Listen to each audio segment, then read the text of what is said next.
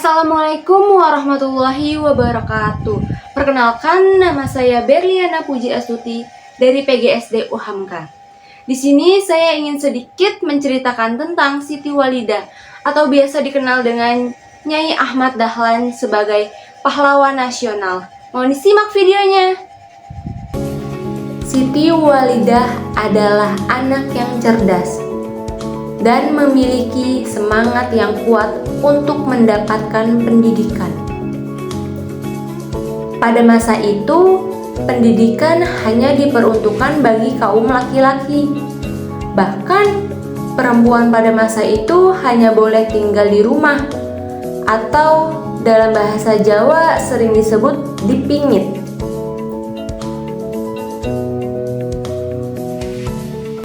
Siti Walidah pernah berkata pada ayahnya, "Ayah, Walidah ingin sekolah." Tetapi ayahnya tidak bisa menjawab karena ayahnya tidak bisa memenuhi keinginannya.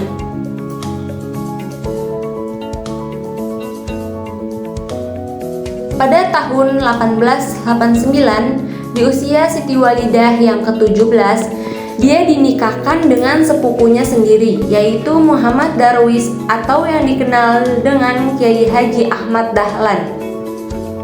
Setelah menikah dengan Kiai Haji Ahmad Dahlan, Siti Walidah tetap melanjutkan dakwah ayahnya untuk terus memberikan pendidikan kepada perempuan di kauman, mulai dari anak-anak, remaja, hingga lanjut usia.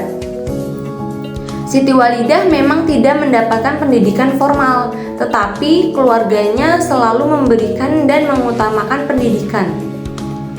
Selain itu, dia juga dekat dengan teman-teman suaminya yang merupakan orang pahlawan Indonesia, sehingga mereka dapat saling bertukar pikiran. Teman-teman suaminya itu seperti Jenderal Sudirman, Kiai Haji Masyur, dan I.R. Soekarno, dan masih banyak lainnya. Siti Walidah dan suaminya memiliki ide untuk membuat organisasi bagi perempuan-perempuan di kauman. Akhirnya pada tahun 1917, Siti Walidah, Kiai Haji Ahmad Dahlan, serta anggota-anggota organisasi Muhammadiyah mengadakan pertemuan untuk membentuk organisasi perempuan Islam yang diberikan nama Aisyah. Nama ini diusulkan oleh Kiai Fahrudin. Bagaimana kalau namanya adalah Aisyah? Nama yang diambil dari nama istri Rasulullah, yaitu Aisyah. Pada awalnya ketua Aisyah bukanlah Siti Walidah. Ia merasa belum pantas untuk menjadi ketua karena belum mampu menulis dan membaca huruf Latin. Ia baru bisa membaca huruf Latin dan menjadi ketua Aisyah pada tahun ke-30. Setelah belajar dengan temannya yang bernama Cutro-Sunobo. Selama berdakwah bersama suaminya, Siti Walidah melihat penderitaan rakyat Indonesia yang dijajah oleh Belanda dan merasa prihatin. Maka ia bertekad untuk terus berusaha melawan penjajahan melalui pendidikan dalam organisasi Aisyah.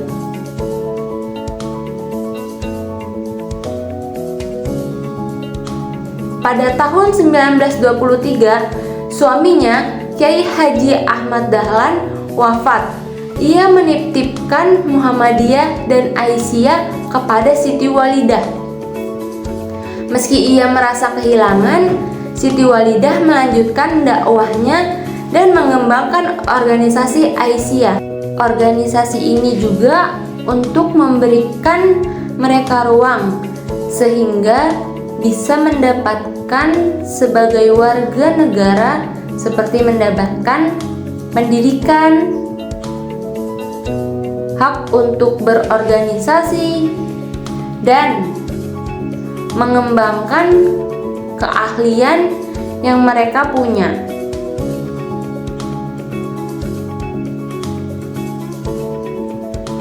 Pada tahun 1926 di Kongres Muhammadiyah ke-15, Siti Walidah melakukan pidato untuk membuat semua peserta yang hadir merasa kagum padanya. Semangatnya berdakwah tidak pernah hilang, meski Siti Walidah harus bersusah payah mendatangi tempatnya berdakwah.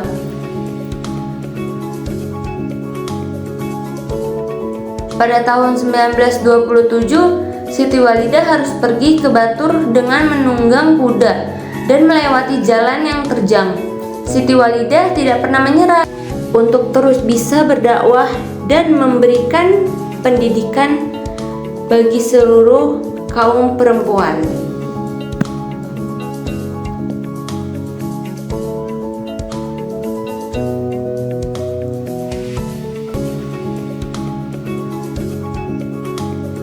Setelah Belanda kalah oleh Jepang, keadaan rakyat Indonesia semakin memburuk. Bahkan pada tanggal 10 September 1943, organisasi Asia tidak boleh berdiri sendiri sebagai organisasi pergerakan wanita. Hal ini membuat Siti Walidah semakin sedih karena pemerintah Jepang membuat para anak-anak sekolah menyembah matahari dan menyanyikan lagu-lagu Jepang. Siti Walidah melarang keras murid-muridnya yang bersekolah di sekolah Jepang untuk melakukan apa yang diperintah Jepang saat itu.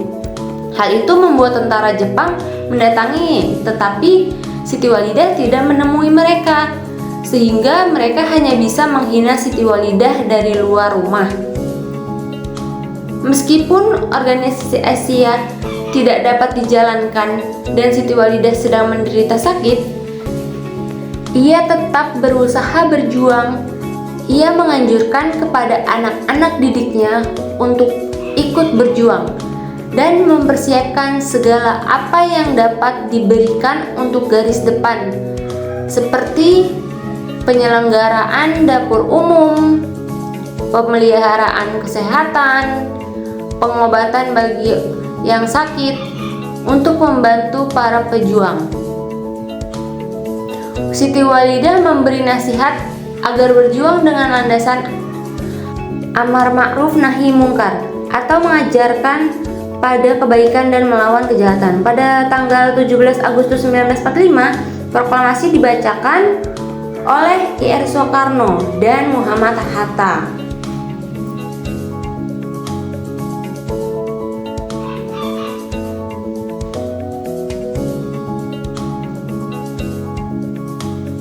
Tidak lama setelah proklamasi, pada tanggal 31 Mei 1946, Siti Walidah wafat karena sakit yang telah lama dideritanya. Tepatnya pada pukul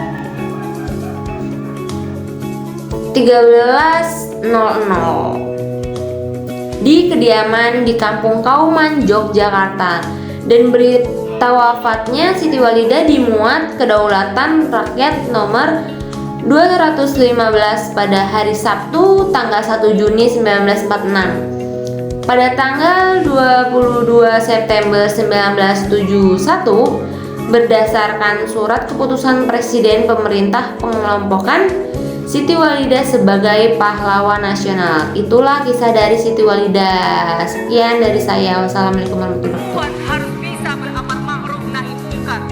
Perempuan juga harus bisa berbuat sesuatu untuk bangsa ini.